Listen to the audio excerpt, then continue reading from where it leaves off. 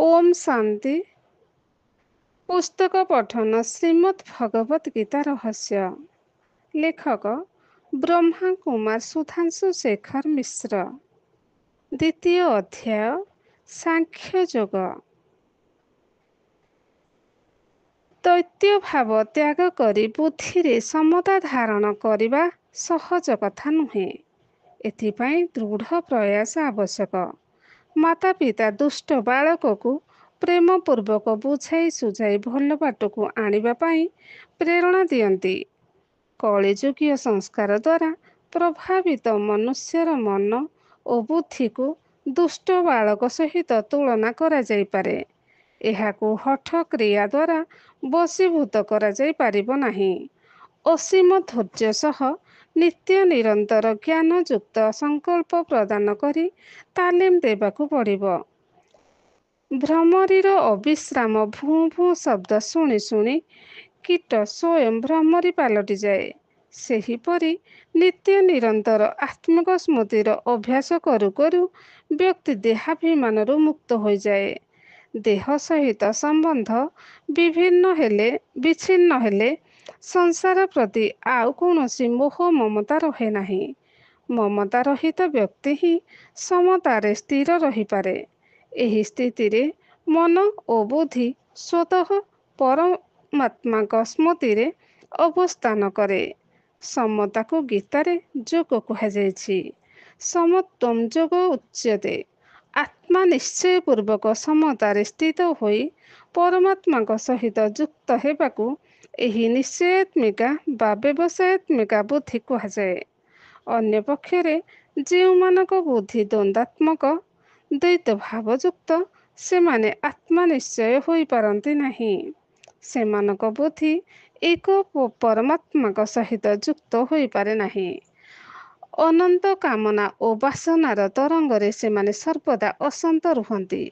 संसारर अनित्य विषय भोगरे सेमाने सुख शांति रे अन्वेषण करती। सेथिपाई सेमाने वैदिक कर्मकांडर मनोहर पुष्पित वचन रे आकर्षित हुअन्ति। संसार रे विषय भोग तथा परलोकर स्वर्गीय सुख भोग पाई सेमाने नाना प्रकार पूजा उपासना जाग यज्ञ जप तप आदि सकाम कर्म लिप्त रुहंती। तेणु सेमानक बुद्धि एक निश्चयात्मिका होई पारे नाही। एहीपरि सकामी व्यक्ति एक परमात्मा स्मृति रे युक्त होई पारंती नाही। तेणु गीता कामना उद्रेककारी वैदिक कर्मकांडर मृत्यु भर्त्सना करिछि। परमात्मा प्राप्ति और मुक्ति पाई सांसारिक विषय भोग कामना प्रधान अंतराय। भोग और योग परस्पर विपरीत। भोग जन्म जन्मांतर मनुष्य को बंधन रे पकाए। योग सांसारिक बंधन मुक्ति प्रदान करे। तेणु भोग कामना त्याग करी योग मार्ग रे प्रवृत्त हेबा पाई परमात्मा आदेश देइछन्ति। तस्मात् योगी भवार्जुन। वैदिक कर्मकांड मनुष्यर भोग प्रवृत्ति जाग्रत करे। सेथिरे इहलोकर सांसारिक विषय भोग और ऐश्वर्य तथा परलोकरे स्वर्गीय विषय भोग विलास प्राप्ति पाई नाना प्रकार जाग यज्ञ व्रत उपासना पूजा आदिर वर्णना कराଯାଇଛି। एही लोभनीय कथारे प्रलुब्ध व्यक्ति नाना प्रकार कर्मकांडर विधि अनुसरण करी कर्म बंधन रे पड़ती। सेमाने भावती जे भोग व्यतीत संसार रे अन्य किछि नाही। एही वेदवादी भोगी मानकु परमात्मा अविवेकी बोली भर्त्सना करिछन्ति। कारण सेमाने कर्मकांडर बुढ़ियाणी जालरे छंदी होई कर्मभ्रष्ट और धर्मभ्रष्ट होई पड़ती। भोग ऐश्वर्यर मोहिनी मायारे अंध होई मनुष्य यज्ञ पशु बलि देवाकु मध्य पश्चातपद हुए नाही। वेदवाक्यर द्वाही देई एहीपरि घृणित कार्यकु से पुण्यकर्म बोली युक्ति बाढ़े। भोग प्रवृत्ति रजगुणर लक्षण। रजगुण चित्तरे विक्षेप सृष्टि करे। एहा द्वारा ବୁଦ୍ଧି ଅନେକ ବିଷୟରେ ବିଚରଣ କରେ ଓ ଏକ ପରମାତ୍ମାଙ୍କ ଠାରେ ସ୍ଥିର ରହିପାରେ ନାହିଁ। ବ୍ୟବସାୟାତ୍ମିକଂ ବୁଦ୍ଧି ସମାଧୋ ନ ବିଧୀୟତେ। ସମାଧିର ଅର୍ଥ ହେଉଛି ଆତ୍ମିକ ସ୍ଥିତିରେ ସ୍ଥିତ ରହି ବୁଦ୍ଧିକୁ ପରମାତ୍ମାଙ୍କ ସହିତ ଯୁକ୍ତ ରଖିବା। ସମ୍ୟକ୍ ଅଧୀୟତେ ହସ୍ମିନ୍ ଆତ୍ମତତ୍ତ୍ୱ ଯଥାତ୍ମନ୍।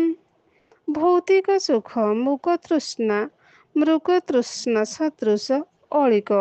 ଏହା ପଛରେ ଧାବମାନ ବ୍ୟକ୍ତିର ସମାଧି ସମ୍ଭବପର ନୁହେଁ। ବେଦ, ଦାନ, ହଠଯୋଗ, ଯଜ୍ଞ, ଅଧ୍ୟୟନ ବା ଅନ୍ୟ କୌଣସି ସକାମ କର୍ମ ଦ୍ୱାରା ପରମାତ୍ମା ପ୍ରାପ୍ତି ସମ୍ଭବ ହୁଏ ନାହିଁ।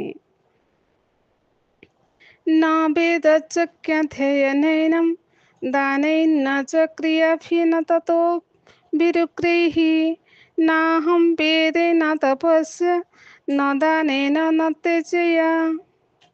ପରମାତ୍ମାକୁ କେବଳ ଅନନ୍ୟ ଭକ୍ତି ଦ୍ୱାରା ପ୍ରାପ୍ତ କରିହୁଏ। ଏକ ପରମାତ୍ମାଙ୍କ ଠାରେ ଏକ ନିଶ୍ଚୟାତ୍ମିକା ବୁଦ୍ଧିକୁ ଅନନ୍ୟ ଭକ୍ତି କୁହାଯାଏ। ଅନ୍ୟ ଅର୍ଥରେ ପରମାତ୍ମାଙ୍କ ବ୍ୟତୀତ ଅନ୍ୟ କାହା ପ୍ରତି ଅନୁରକ୍ତି ବା ରତି ନ ରଖିବା ହିଁ ଅନନ୍ୟ ଭକ୍ତି। କ୍ରମଶଃ ଓମ୍ ଶାନ୍ତି।